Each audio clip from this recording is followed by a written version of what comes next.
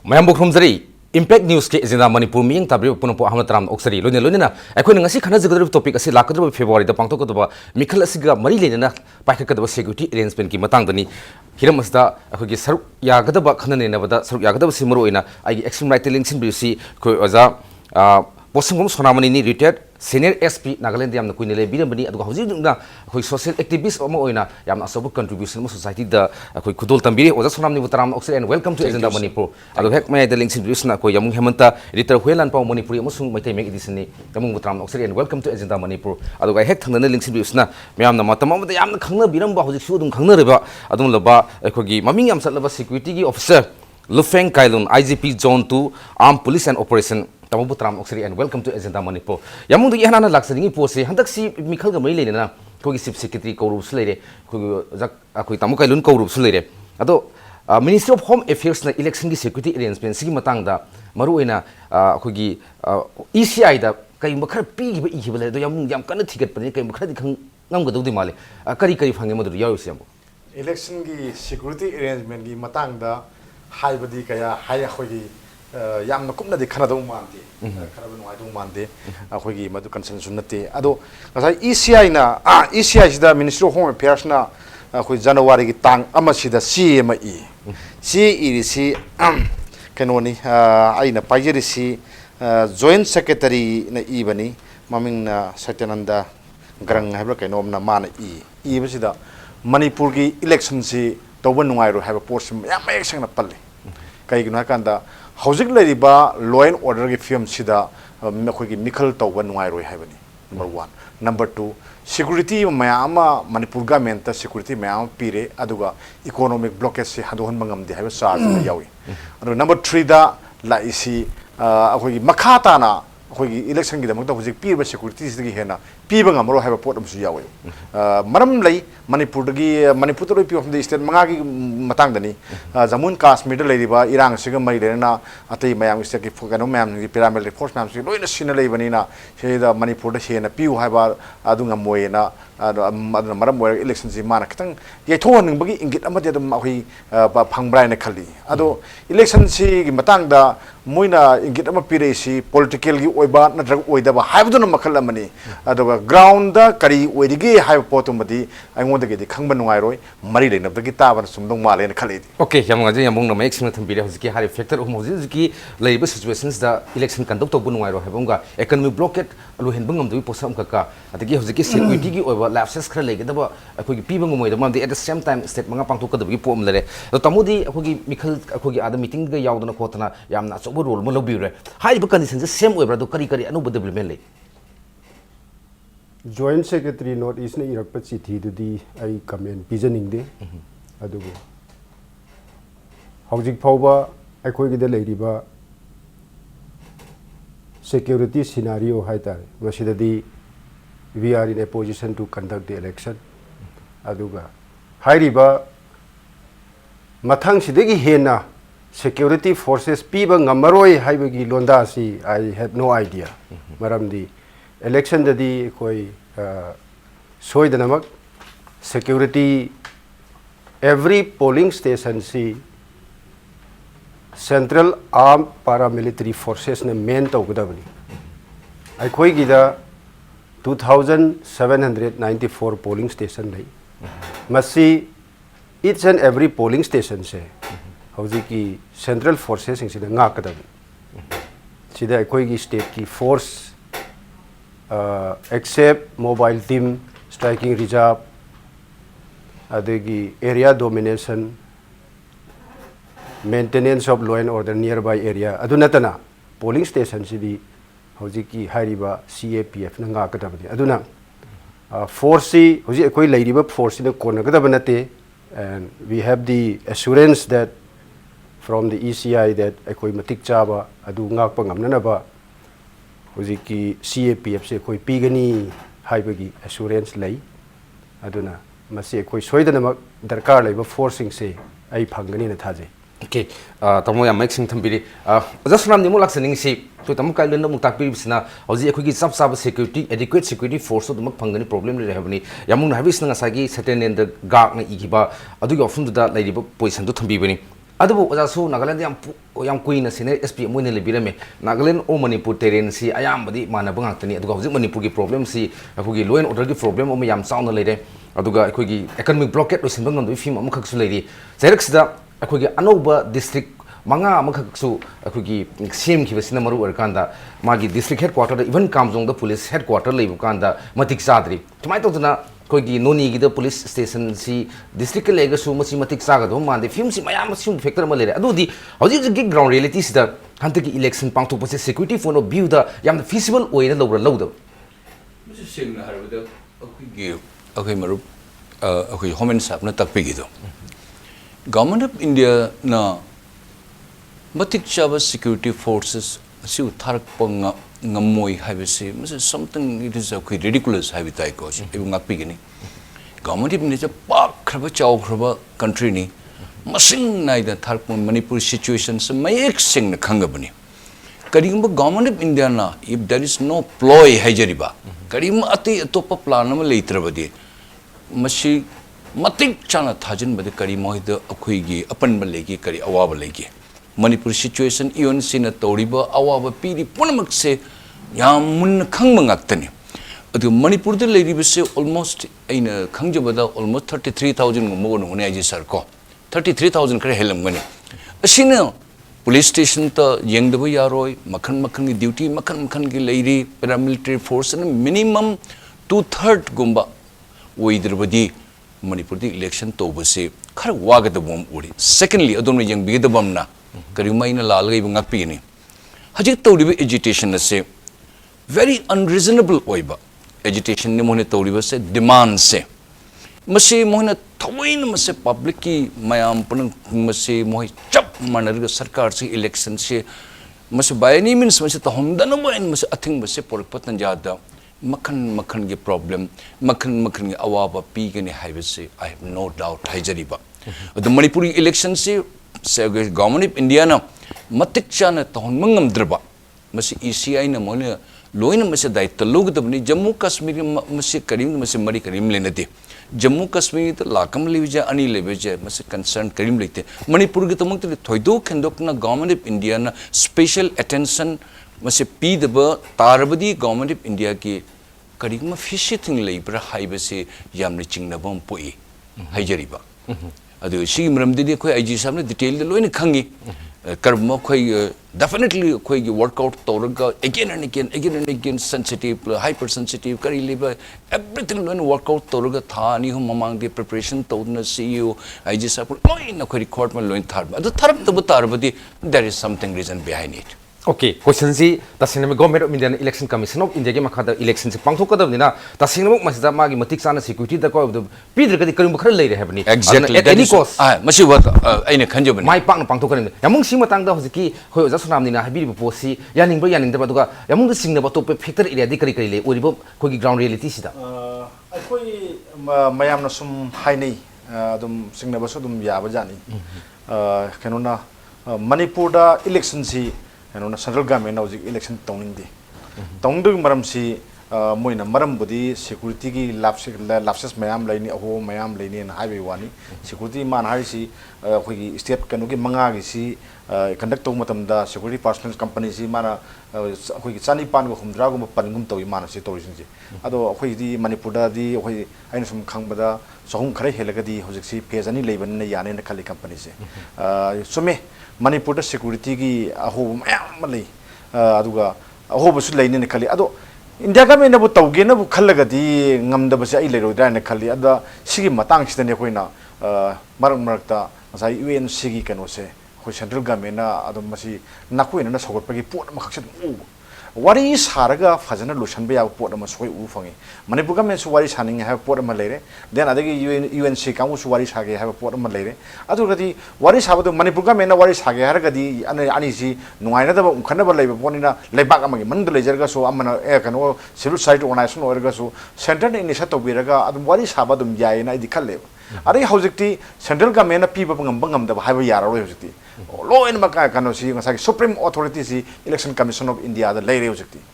Moina पीगो high कान दा पीद ngam ponte हौजि leiti habi yaroi lehelu hakanda lehende ya ponte si di lui khangma pot amani state manga gi dila na MP election da mayam loi tori city loi piri city adu bo akhoi le yeng da di security pi da ba phum du nati moina ngasagi UNC gi demand sida sogot pa man ba pot amakhak mayam du on ba je ai masi yamna nungai ti masi cha tawre da bane na ai khali adagi amarom da bu yeng se Manipur sida akhoi gi thengna si tawri si pangtu ko tori si mikhalla natraga selection haiba pot ama lakhi ne bu security phanam thajala sungai re hoi sa ka lun sun khambiram gani akhoi gi election ji kuira amni yaw rei se akhoi myam ka dong minai khang rei se kuiram ni election sida imphal manung swai da khara tapaki lam da de kharabu asum khara tawbu ngami haina khali adu asum ba tawai si election taw si security force taw dong ti mi man da taw thabang ne mi mapan da lei mayam da sum kai na man da khona ba dum yae ba dum khona ba ya ba da police na kaim tong ponte chong ya ponte ba police ti lam na sakhro ta dokrani ada sangba yaroi haidu ne ba kamando sangba yaroi haidu ne ba nasagi kan bo tharam jaga sangba yaroi haidu ne ba aduga man du da paramilitary force du na mapan da le paga lei ba da moina kai do ga si hanna yeng ponte ba moi gi bu tolok soida lore moi soi ngam da lore yam thuna election ji loi gi ba aduga han gi ba aduga moi gi sep ba jaga sa sagi ba sek ta ne ba moi na pam do je election han da ba moi da kaim kana ponte adagi nongmai kamna re se da kamnari ba tawrai ba mi sing du de attack tawro hum leita bi hekta afanga phangwa me man ta do phim la ka do ne ba ana singba phim sida aduga kangbu mana mu selection gi phim la ka do ni do adagi di agent mayam sing sina mai magi kana ba sigi honara ko sida nata pambai mayam sin ra ka do ni sigba phim sida security gi ho mayam thamaga election pangthok pai ba sidi sungoi oiroi ana khoina yam thok tare di tasengna ngasagi election da yaugudori ba presiding officer sing then adagi atai mayam sing duna akhoi mui masada akiba tujungba yaudana mi pai bam ta yaudana election ji smoothly conduct tawba yabdune asida laiba nupa sing ngasai bo thadagrabani ma amuk sangai ji kaigino ma sangal kanu dak haingum mi du oidone ba adagi di nongoi pai la kan ta noi nongoi ta ingoda takar leite ai kaim kibjat ai tawrise asum bani akhoi mayang ya form hut khanjena haibani haiba pot ama khak mongoda lep ka da do kana to kana gi mating lep ka do na da security force gi mating lep ka do ne ba aswai da hong kan ni khangde BDM ni khangde nongoi pai da ba pai boi to bana daga na khoi gi rifle ne na war mamang gi rifle ma pai raga ani khak pai raga to lep le ma ga aduna di election to da smoothly to ya ponte ba habdi ngasagi mathok to do mi sing tu da aki ba do lothok pangam di habi wani da aduna Manipur gi election je hojik su aidi mit usalagi yang matam da awabani masina hoi free and fair oina then asam adagi miam na pamba apha mihut khalakani haibasu thajabangam jade aduga thorakani haibasu thajabangam di hojik film jati okay yam clear cut oi male tamo tang silak sane se hoji amung yam mai sing thambi ki post go even imphal manung da phaw khogi address gi di proxy vote yam phatna to hai adi yam nak pom dani ko adi sing di masi reality ni maram di even mamang da su khogi no mai kap na kiba sigim na kiba dum thu istandel da kai da manung da ado hojiki khogi sing is da maroina naga in khogi era sing da naga gi era na NSN IM na dominate to kada so mena ZUF na trok da ba ado ato to pa kai sina khogi kuki group ki sugi makha da levis na trok da ba adna sagi wari ma sagla ga mi ani na loi thomi habgi wari si Manipur yam tin common oi ba masi anu ba manatre ado di ori films that even kamjong da sanga ba sat pangam di ni sipini state ki head amana ukhul da sanga ba sat pangam dri bini sium gi film si yen kan da how free and fair oi gene se tamu krai bok thajibi ECI gi instruction gi mana phan pir ga su aina ga sai so hijack madudi every polling station security se kam my specific numbers kam ho 2794 polling station le par polling aduda koina normal haina khara categorize tawre adegi khara mana vulnerable haina categorize tawre adegi khara mana critical haina categorize tawre on that basis enga sai haido each and every polling station se akhoi gi state police na nga oya DC office tegi puthorakpa polling material haitare ko ballot box oisunu EVM machine oisunu everything will be under the security of the CAPF hairiba CAPF sina polling station phau pugni vote loiraga presiding officer ga loinana moina muka hauji strong room haibatare DC office ta counting tawdori ba hall adi madui manak to the strong room haina malaigni which will be guarded by the not less than a company of CAPF election vote hada dringai mamang dagi company amasina madu strong room da dum ngakani arudegi puthoraga vote loiraga hairiba central force ina amuk puraga adu pau sinaram gadabani. I do not see any areas, gaps where miscreants singna maduda ballot box natraga EVM si lakhraga haujiki somda haibiriba proxy voting ama laigani haibdo ko koigi chaur ubangamde adubu yes there is every possibility in the sense that armed cadre singna attack tawraga there may be some areas where adu matamda soikiba khotkiba adu ki damaksu we have our own arrangement aina ngasai hariba we have mobile teams zonal teams ko striking reserve striking force adegi area domination by the Assam Rifles army ate koi state force ki simayam sina normally koi gi election the deploy tawbasi it may not be operational strength dadi koi no polling station khuding the thambadi ngamoi but it is kari haini election ki deployment ne that means pak chauna deploy taw Manipur se sin thungna 2,794 polling stations every corner of the Manipur se thung gadaban hairiba mafam sing se each and every polling station ay ngasai haibedo central armed force na nga kadabani akhoi state ki force na nga kadaba polling station akhoi gi projection da hoji phau yaute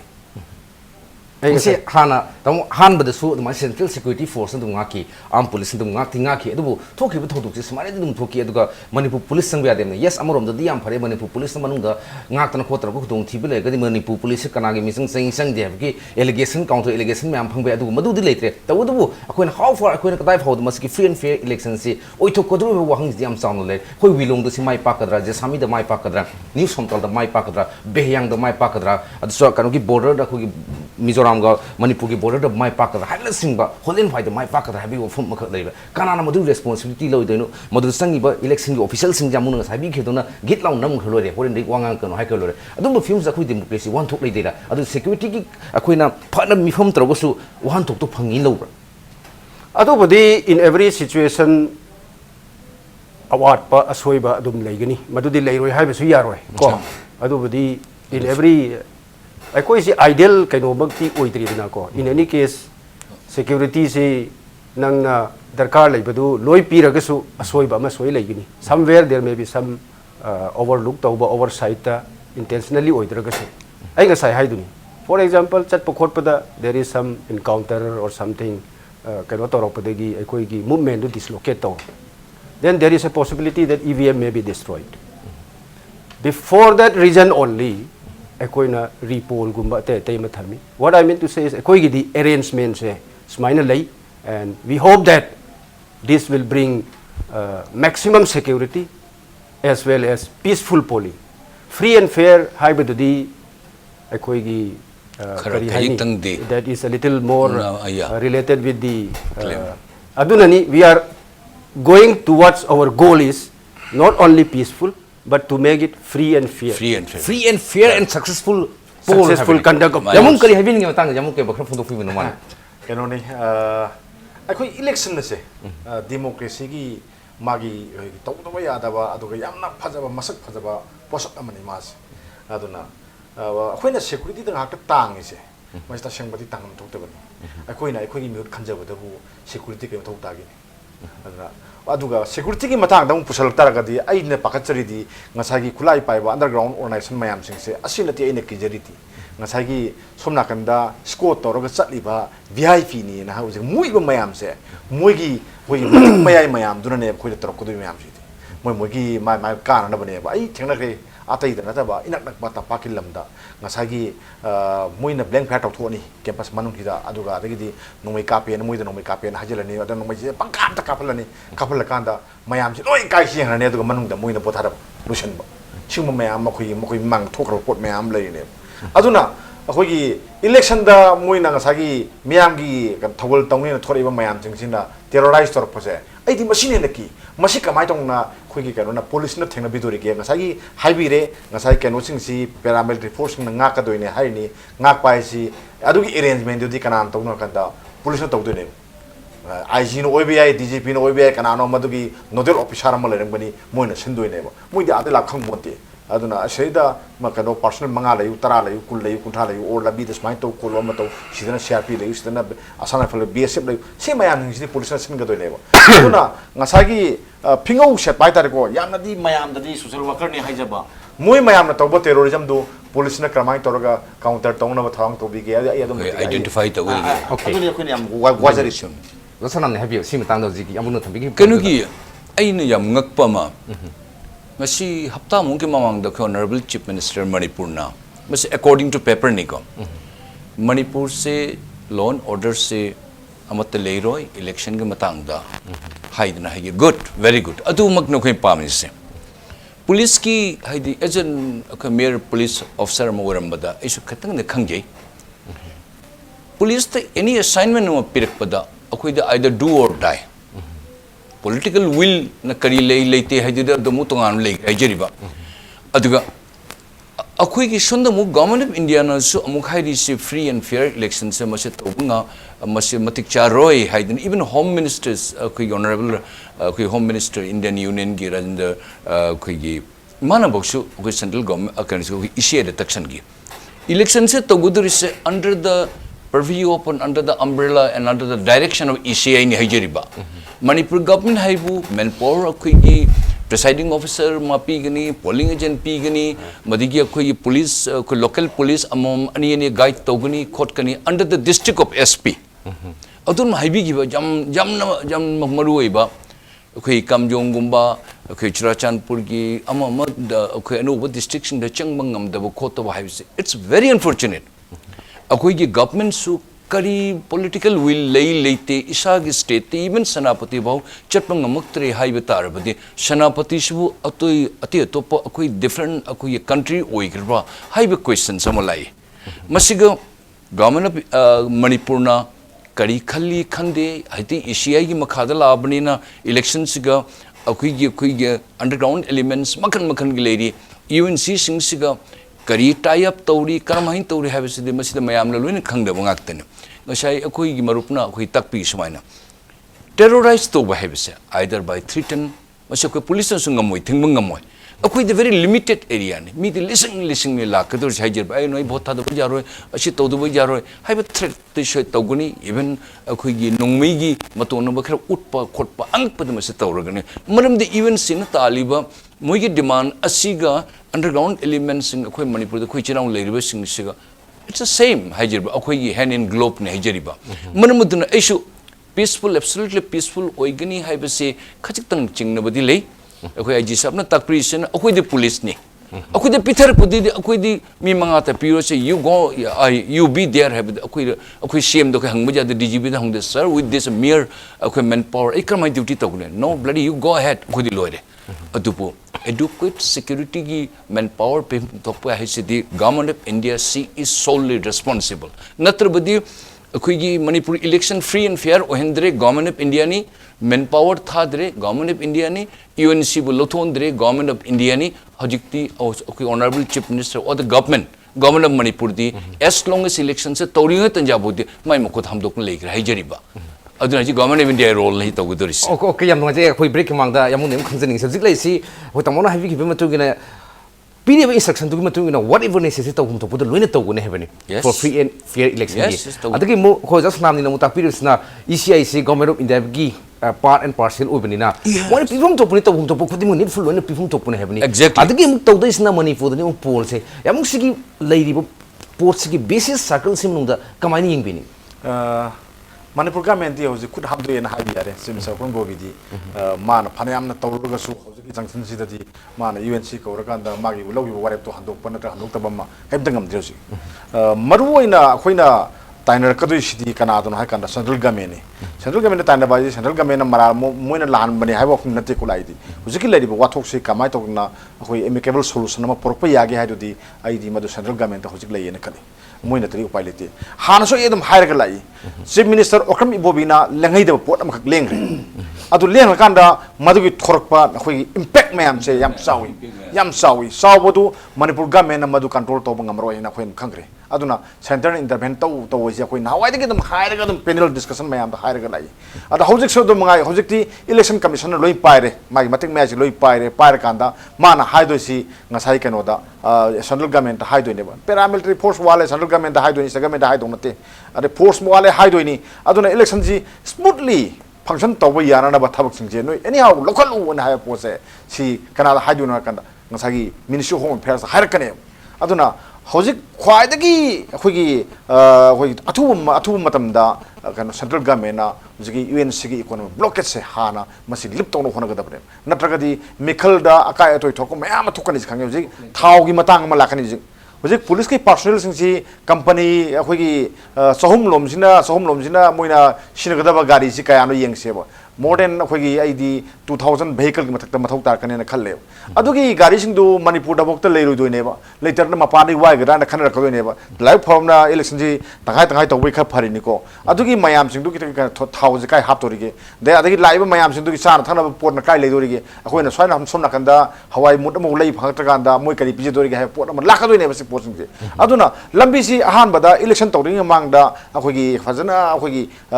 akhoi akai to yaudna athing ba yaudna free wena saran ba ba lambi ma ai shema kan na khali maduna maram oirgani manipur na election ja theng mar to ri se natraga di manipur su gawa ga samana na yam ngana to ramba ya pot amane aduna tawda na moina thani yetharaga mars ki kano da mariga nipanga da tari se ai di masigi kano si ujaki solution se porok na bane na ai di lawi yam ngai maroi na khoi ball se center da le re habani free and fair conducive election pangthok pu ganda security force na lokho ka do phone activities mayam khak lokho lasu preparation mayam khak lokho lasu khoi UNC ki blockade tai ba sa na thang na problem mayam le ba gi human and social issues mayam sina khoi ga sum loina da le kandi khoi gi mikhals da full security pi ba security measures lokho pai se tasing na habi gi wane awabam di oigene habani aduna center na rightly khoi matam san ma si issue se loisal laga khoi mikhal pangthok go de hena punam ki ai phabu oigene ba wafum duni matang sai da break mo के break मतुंग कोई 200 के impact news की agenda Manipur मियंग तादन लेबियो World class interventional cardiology at Sky Hospital, performing non-operative closure of hole in heart and RF ablation. Don't delay. Hurry for consultation with Chief Cardiologist Dr. L. Shamkishore for hole closure, RF ablation, coronary angioplasty requirement and other procedures like pacemaker, ICD, CRT, combo angiogram are also available. Hurry for advance booking to avoid disappointment. Free charge for BPL families. Manipur da ihan hanba oina Sigma Bazaar da phangbiragani melamine crockery items sing kg amada lupa chani khudong chabasi lobiho ngasi maglengsin birau Sigma Bazaar Dingku Road.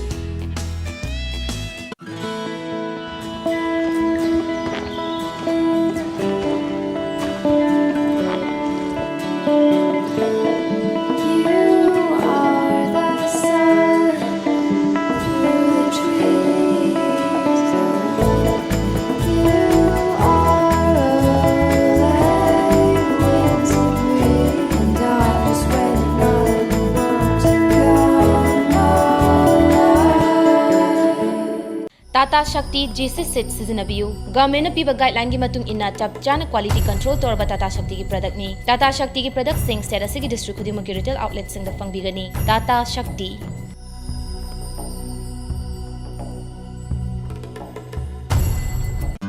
Angels Coaching Center, Uripok Polem Laikai Imphal. Admission starts for Class 10 Revision and Class 1 to 10 Foundation. Our achievements: 11 position holders in 2013, 2014 and 2015, 20 position holders in 2016 including first positioner. There is an unparalleled coaching center in Manipur. I see success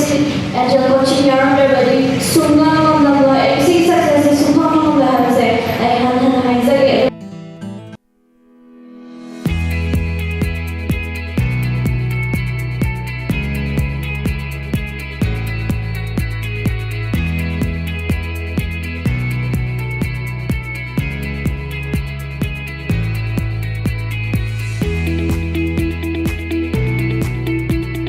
Touch the pinnacles of success for your children. Get enrolled to one of the finest schools in Northeast India, UNESCO School. Excellence in education. Beneath 100 meters from the Earth's surface, naturally filtered through saline stones, pure, clean, and healthy water.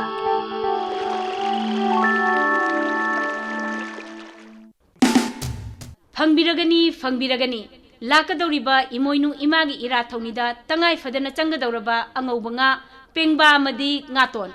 ngasimak order tobihau pengba amadi ngaton gidamak akaknaba stockni fangfam S Tomba and Sons Pengba Farm Hyangthang.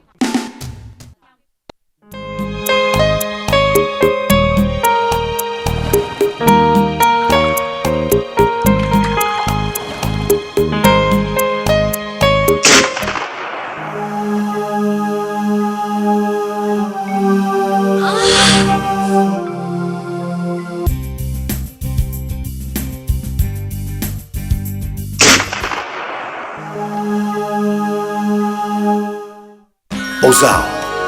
Pain Relief Ointment Khwang naba kok chikpa tang chikpa amadi khu naba na singbada sinaba yarba Ozam Lipsap group na puthok saba Ozam sinabiyo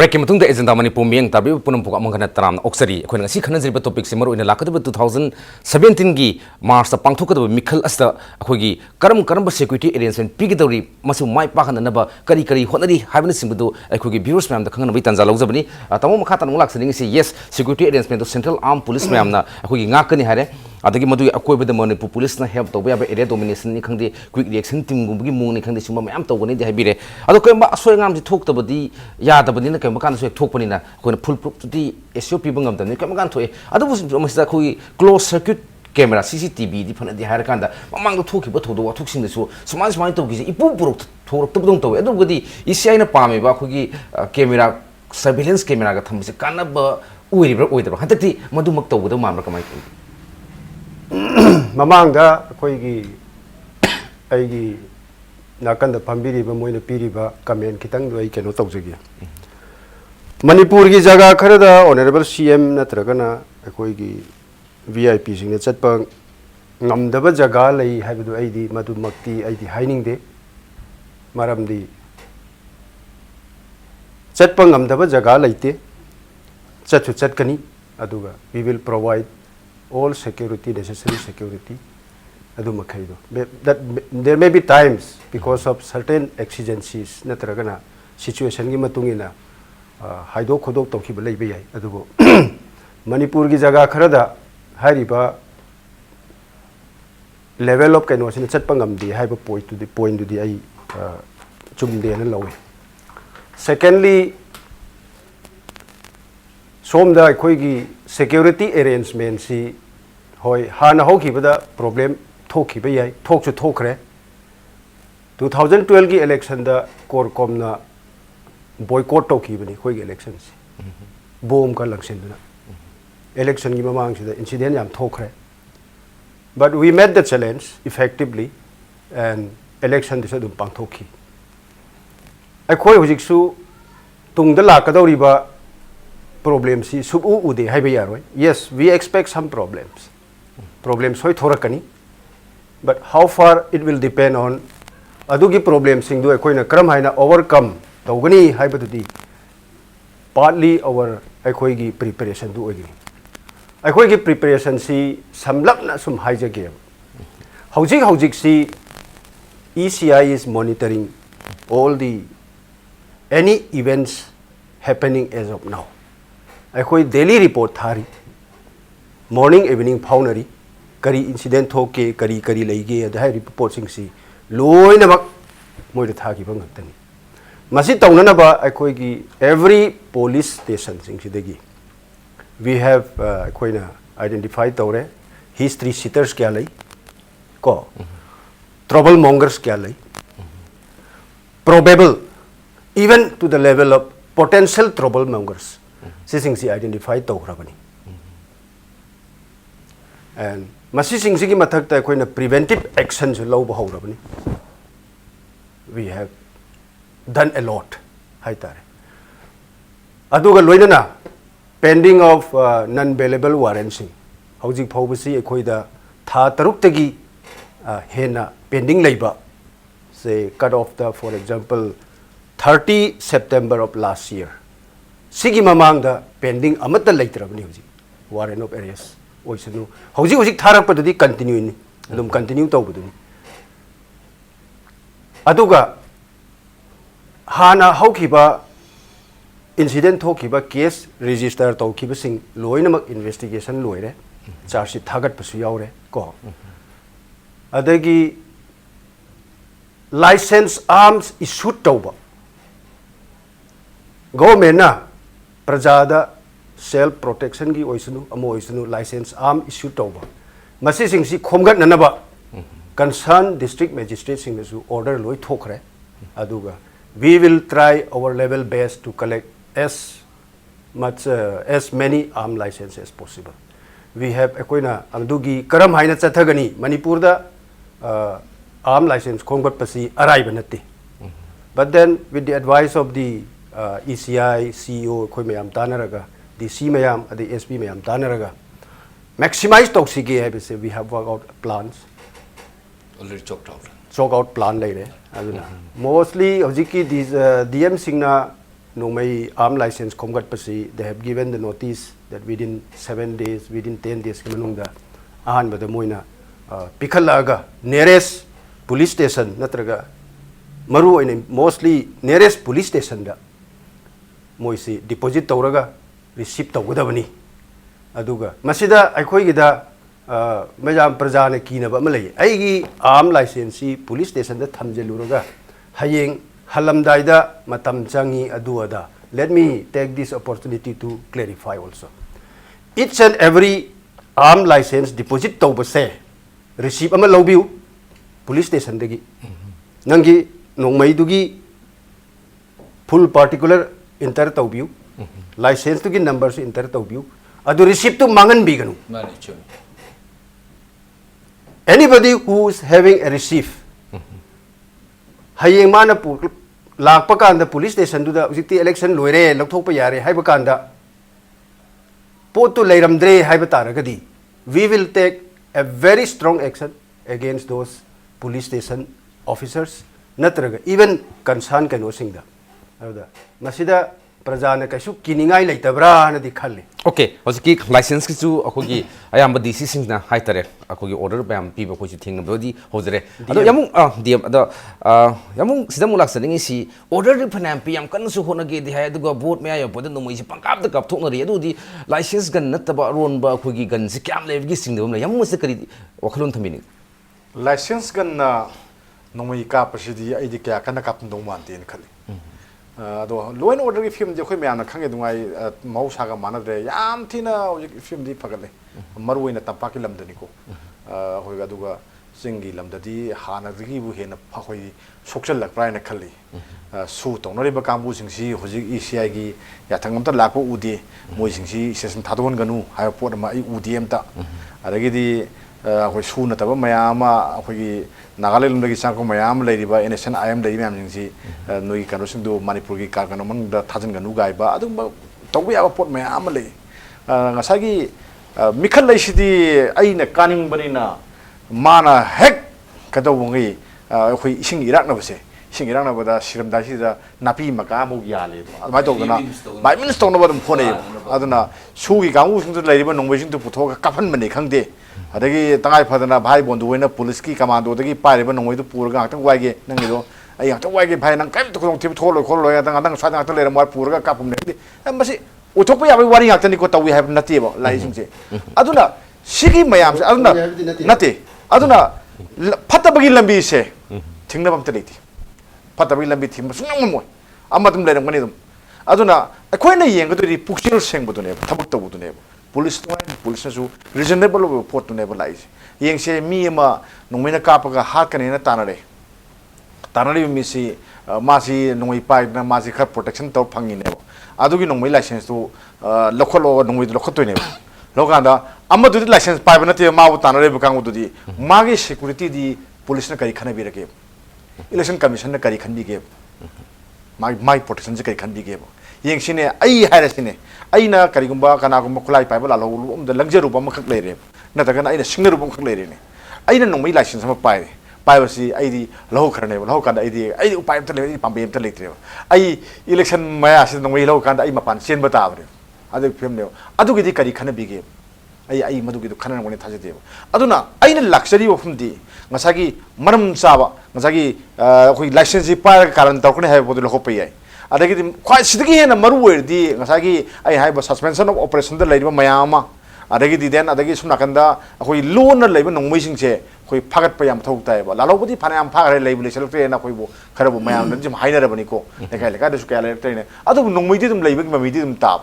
adum khal lega mu su taw sin na nga lega sen gi ne na bom pong gelam ngami adagi di bom ji am thoina pokhai ba ngarang su pokhai na jo numini ni humni da dum tawle ba sahi amagi manung da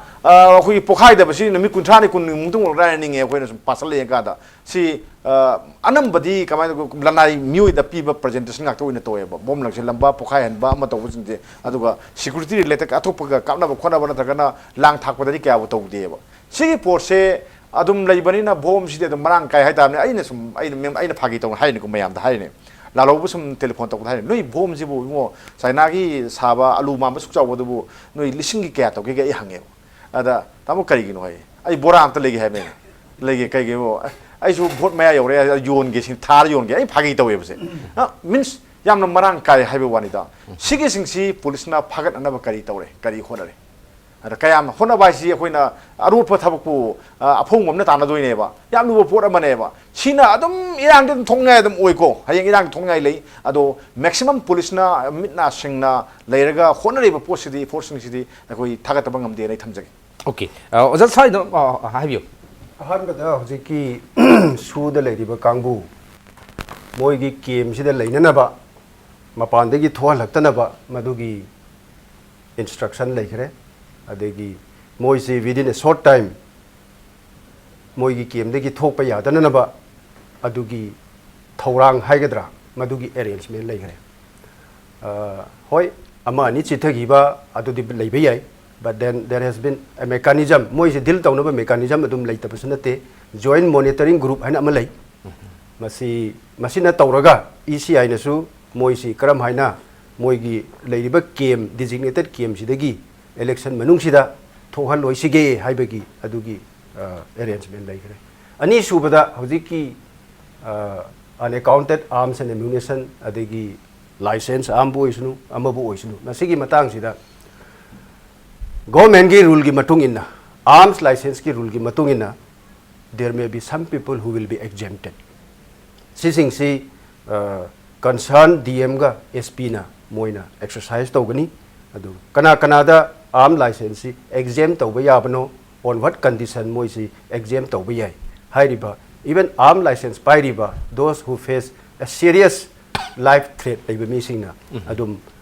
mai maram du chumagadi hairiba concern DM amadi DM sida apply tawraga adum loba yagani ani subada hojiki unlicensed arm natragana hojiki hainariba koina naharon sina pai ba kot pai ba tare masi sing sidi aikoina haibe ya yam leiramen su haibe ya leite ne su haibe ya marom da perception da maram di aikoina uba phangda banina yes noma gi thorak pa bom langselamba somda yam ne su haibi gre adu di kano si law and order situation si yam phare ne su haibi adu somda na delhi sigumba incident se dum thoe su hai law and order situation si masi yam narrowly koina yeng basu chum loi khara it has to be seen from all perspective khara chauna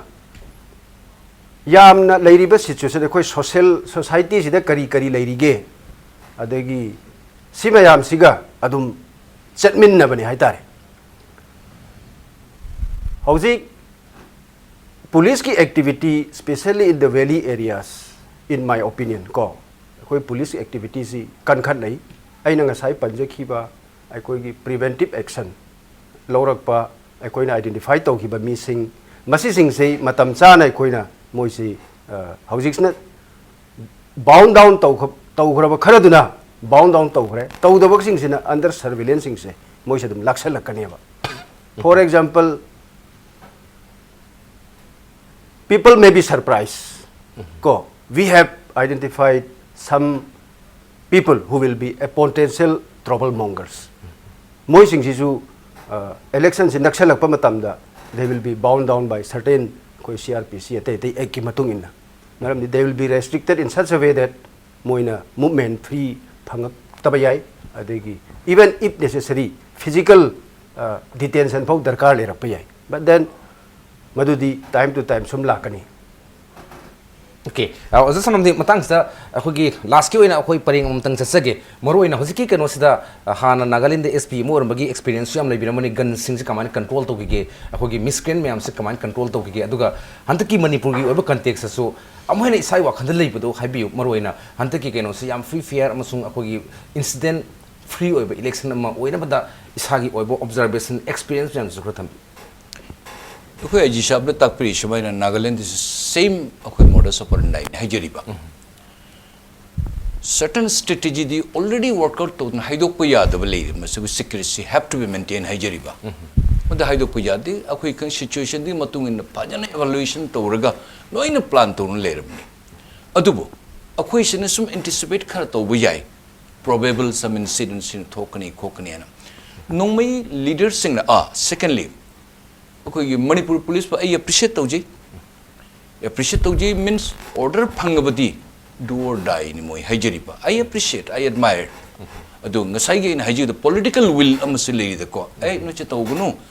ai konan hoida hai ge have political boss ne moi orders low the sunga yate after all we are their servant hajariba tawre secondly ai no ki risina underground brothers in the moi the pyramid soidan moi the beyond our control ko aduma yari unaccounted kayam lermun we don't know I just am sai bigre we fully agree even political leaders political stalwart mayam singshi candidates bausu moi bausu kanang khane unauthorized amani bhau escort lena bodyguard lena bhau leram basu yabgi possibility lei number 1 each and every candidate ki body the frisking to bu yadabne jum the rate to bu yadabnina adi khudum te pijagya chahi amani mamang da former Nagaland Home Minister, who was fully well protected. My escort, pilot, as much as A plus ki security ki, jet plus security the Romeo yama. 5 unlicensed gun, hajariba. Mama sama purami, pari Assam rifle la. Dr. M. Ravi, Haji additional Director General of Police Tamil Nadu, man observer oil lai. Hajariba, along with the money, along with the liquor, everything. Sometimes political law framer, if they are the rule breaker, hajariba. Asi the kanana check to good hariba. Fortunately, Assam rifle ma screening to the farm.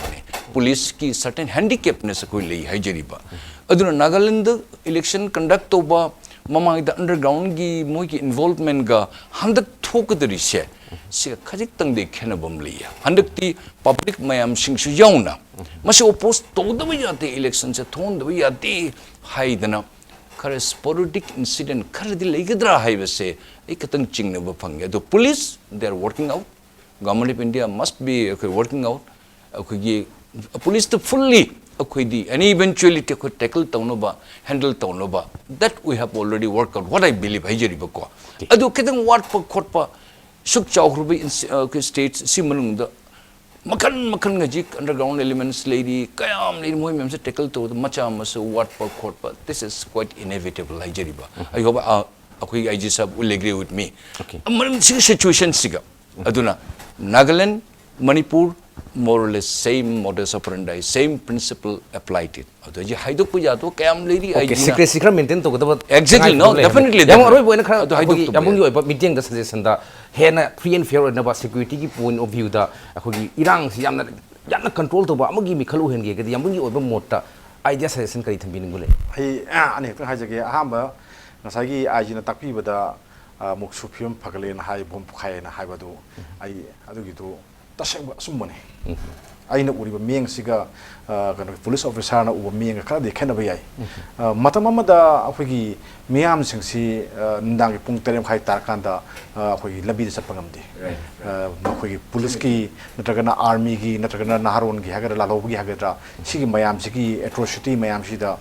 kayuma apan ba mathokani ki na dana mayam ji amna tawdi thuga dukan thong hang mangam de hojikta hang de sidi po sita be hang de da bai wani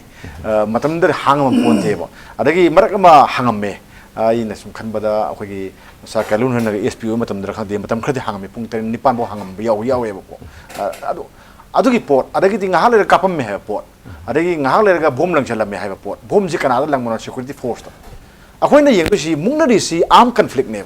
armed conflict si lalobuga security force kana tab india ko ga su mo agent oi post ga di tawna e po ne ba sigi ani gi khut thana ba post di hojikti ire mak leitre ha bai wani ta post lai je aduga ngasagi kari maram gi no ngale tana lanai mi oi da bhom gi present tawri ba ha ba potum so dum thoi ba pot mane aduna hana gi degree le degree do ngasagi amodana 90 da nelam ba do hojiti kamai to gi 30 yogre ha bai wani aduna ne yang sai do adugi wakti ne then atopa mana ai no jikta police ta haning bam khlei ai ha police se matam le beki bekta khoi moi se politician mi freak out sangi ma se ai loi mak na te ko ai sam khara ni ko ai jir se sangi ado police ti ai na hajo har ga di ai hajo har ga di madi logi police le logi makha da le po ne lo da thabak to biyo logi matung ya thabak to ga di ba ko election so fajan thi jana ai to ngam ne na kali aduga akai to ka thoi nai thamjagi okay yam phajaba yam na reality oigan bo podam le masi khoi police na candidate amagi favor de yam sangba instantly mak thogo sa ama du action lo pa amagi na tapna la pugum ba khangjan dum ba yam to we yamgi suggestion yam phajabni tamagi aroi ba suggestion se kari thambin gi hen better akhoi free and fair ba yam security puro view de kari yam na chuma bai wa pham ni police na ai koi si lawful oiba order de in gadabani we have to be part of the enforcement of the lawful orders aduga hairi basing si aina nga sai panja khiba ai khoi gi police ki daita du aina lokthok jaba nate police ki daita laiti haibana ta yes police is supposed to maintain law and order at the same time praja gi support yaudana ai khoi tawba sumam ngam loi praja gi support yaudana ai khoi law and order maintain tawba ngam moi for example hojik rally ama lai rally ama lakpa matam da han bada moi ga wari sana batai karino moi na pami base hang batai adugi matung da yarak taragadi ai khoi da piriba sakti gi matung ina mathang step by step chatha batai sometimes chatha ga da step tu ai khoi na kanjan ba hai tar ko step tu proper sequence ta chatta bi da henjin do yawa adu sing de gi soirak pa leitaba nate aduga aikoina lawgadaba precaution mayam adegi aikoina lawgadaba arrangement mayam do aikoina lawba loidabagi soibo oiki bisu yai praja singna su police ki lawful order khakta natana praja singi su responsibility amadi lawful order sidi in bataya adu indaba matam dane problem thorais lawful order execute to matam da praja singna in bidragadi sibai ama khakna chatlaga thabak tawba yaba thabak tu sibai manga tara changi sibai manga tara na ngamak taragadi mi yankhai humpu changi so in a way it's circular ne khoi gi movement se aduna police ki busy oiliba khoi mayam thabak chini lebsi prajana lawful order de in biragadi then there will be no problem adagi consequently madugi kaino duna ai na jaga khuding mak to puba ngamak taba matamda at some place ahoba security gi vacuum le rakpa matamda at that places problem ma thorok pa kanda ai jo thengna ba ngamde it's our prayer ai supplement to tang na thambiro khoi matam su selam one line khoi ai ji sabna takpi sumaina yes praja gi yam darkar le asi contradict oi ba wahem ta hai jigi hoji ching na to gudri sina UNC sina ban moina call tawri base moi praja ngaktani moi se criminal lati haijeri ba ko moina oppose tor ke singane akoina wari moina cooperation piriktab singane akoina wari base mase karmani handle to gune still time government of India ga Manipur government ga UNC ga tripartite to khangde moi party ni khangde masi solve thuna torbadi Manipur will be absolutely peaceful oigene. Okay, yamu last police ka miyam ka gi mari si yam tam thok nei hojik se yam lam thok nei ai na masi highway of nate hojik ta koi sarkar na su thabir duni police cooperation pi bi mata ama to ise ado pinning ak krisi kari dagi no high photo ne koi lives pinning ak maram se khut thagat pase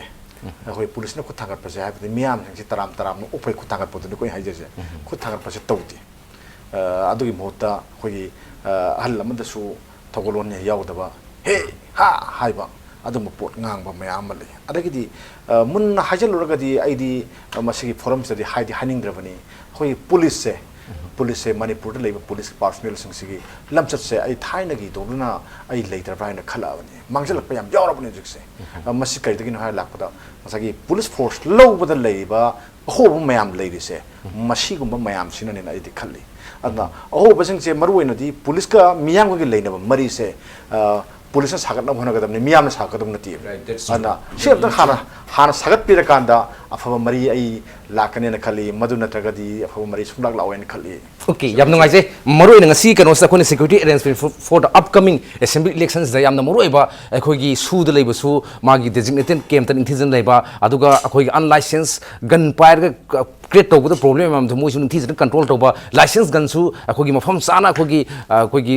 DC office ta akhoi thamjan ba adi police public relations hen phagar pa police na mathau taw bada akhoi asar mirai de mong da side sang thabak taw da ba adi government of India na su ma gi lokhot phom tok pa thabak ninthi jana lokhot pa adu Manipur gi political party na taga dosin por ma khosin su yam na phajba mijeng ma da tawra di hariba mikhal si yam na mai pak na yam shanti oina loisin bungam gune hebni masigi matak ta UNC gi blockade su loisin na ba sarkar gi makai di kan honor ga amai kan na phajaga na hobom si ngasigi agenda Manipur da khanriba security arrangement for assembly elections 2017 da famjaba wafam amani loina sida saruk ya bidno masigi haiba idea ma asibu puthokpriba